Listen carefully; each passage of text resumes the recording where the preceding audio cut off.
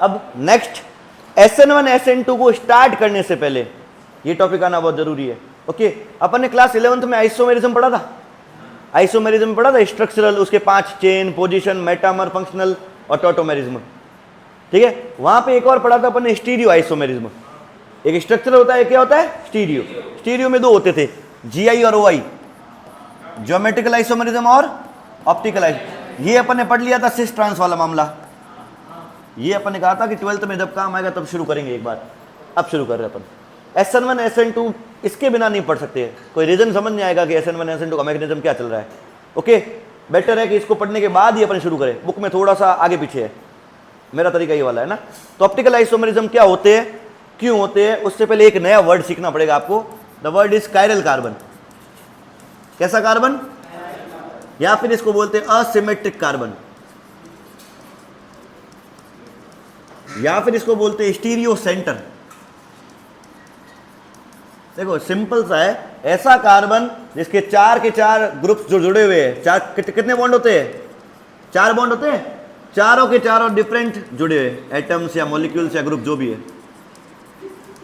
जैसे ये कार्बन है, इससे एक H जुड़ा है, एक CH3 जुड़ा है, एक Cl जुड़ा है और एक Br जुड़ा है। क्या इस कार्बन के चारों एटम में से कोई भी 2 सेम है क्या, चारों के चारों ग्रुप्स या एटम्स क्या है, अलग। ऐसे कार्बन को क्या बोलते हैं, कायरल कार्बन।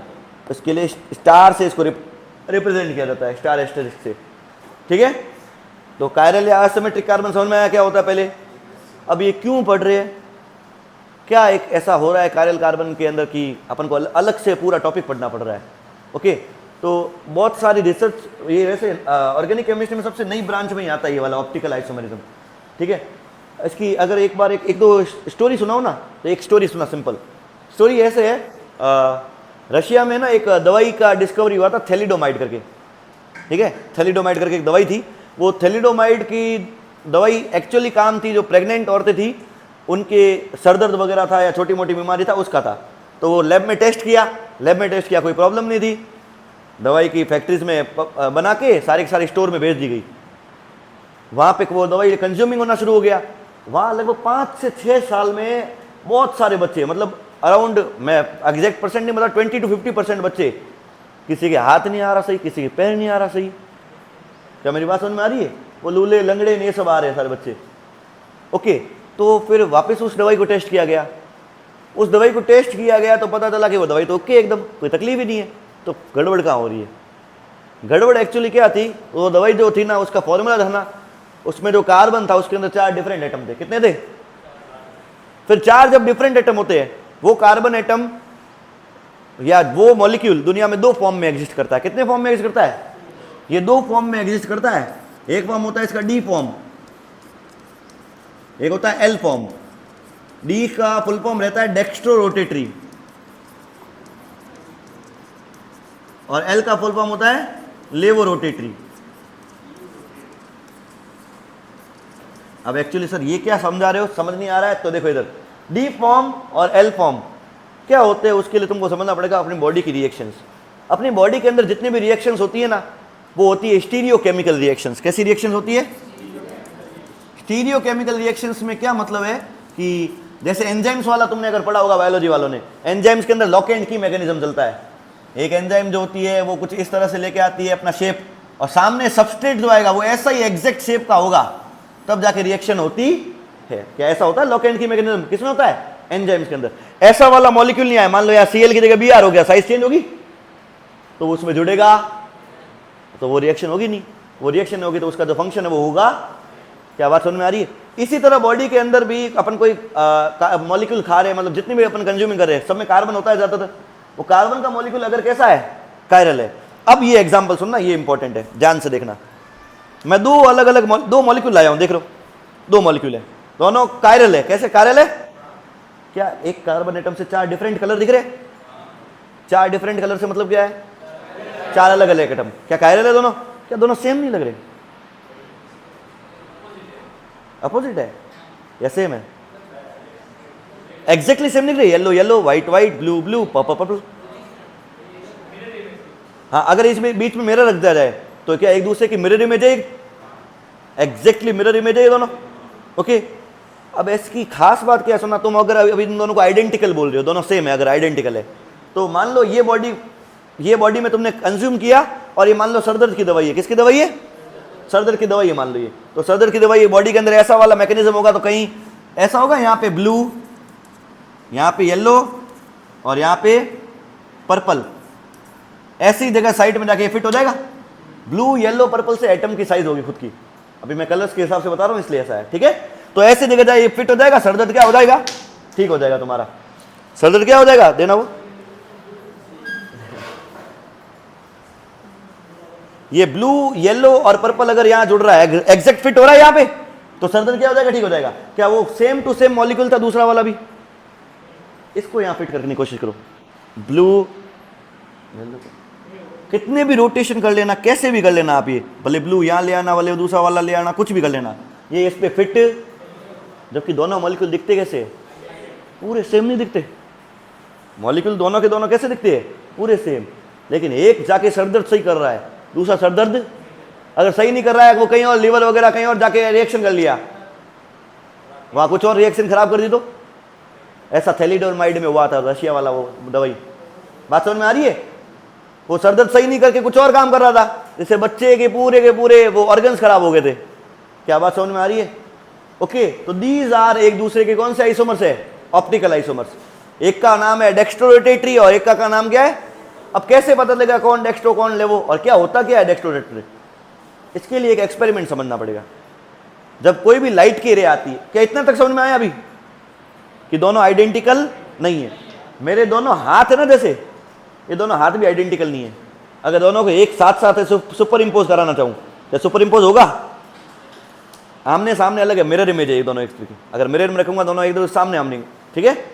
तो इनको बोलते हैं non super imposable mirror image, इनको क्या बोलते हैं, नॉन सुपर इम्पोजेबल, जो सुपर इम्पोज नहीं हो सकती एक दूसरे के। और ऐसे वाले कायरल कार्बन होते हैं, एक तो एक पहचानने का तरीका ये हो गया, एक तो ये है, एक तो ये भी है, चार अलग अलग हो और मिरर इमेज सुपर इम्पोज नहीं हो।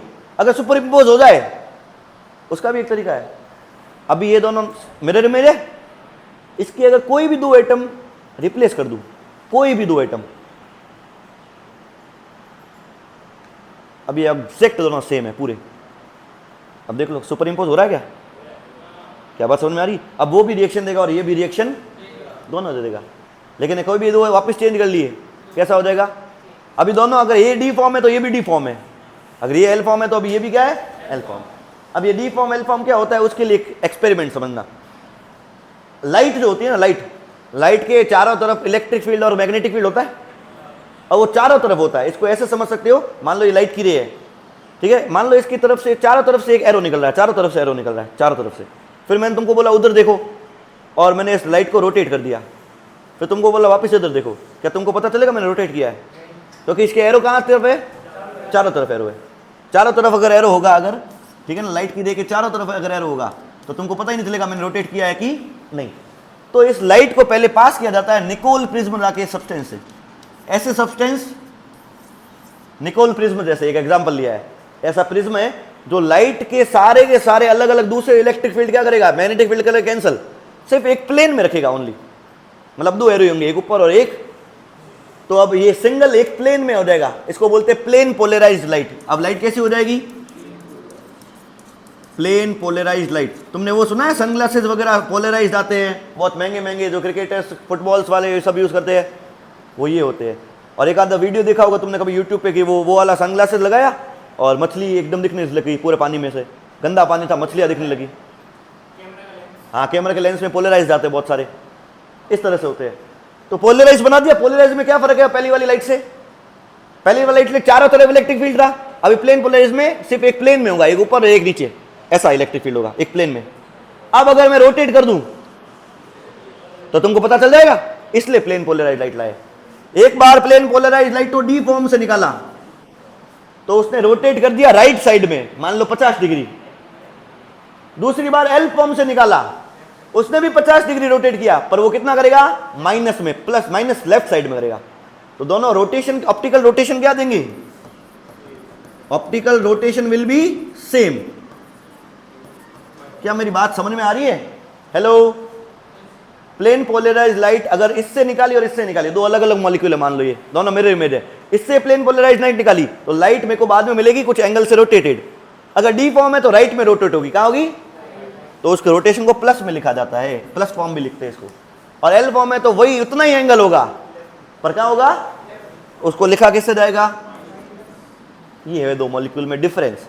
और ये मॉलिक्यूल में डिफरेंस या तो लाइट से लेके आ जाओ, अगर लाइट से नहीं ला पा रहे हो तो दूसरा तरीका एक्सपेरिमेंट ही है, खिलाओ किसी आदमी को वो दवाई, खिलाओ किसी आदमी को वो दवाई, वही करना पड़ेगा। इसलिए वो चूहे पे टेस्टिंग करनी पड़ती है, उस पे टेस्टिंग करनी पड़ती है। आ रही बात समझ में, आदमी को मारे इससे था तो चूहा मंकी सबके टेस्टिंग करते हैं, वो ऐसे करते हैं क्योंकि डीएनए लगभग सिमिलर है। इन दोनों को एक दूसरे के इनएंशियोमर्स बोला जाता है, क्या बोलते हैं, इनएंशियोमर्स। सुनना ध्यान से, डी और एल फॉर्म एक दूसरे के क्या है, इनएंशियोमर्स। क्या समझ में आ गया, डी फॉर्म कहां रोटेट करेगा, राइट में, एल फॉर्म लेफ्ट में। और रोटेशन को क्या बोलते हैं, ऑप्टिकल रोटेशन।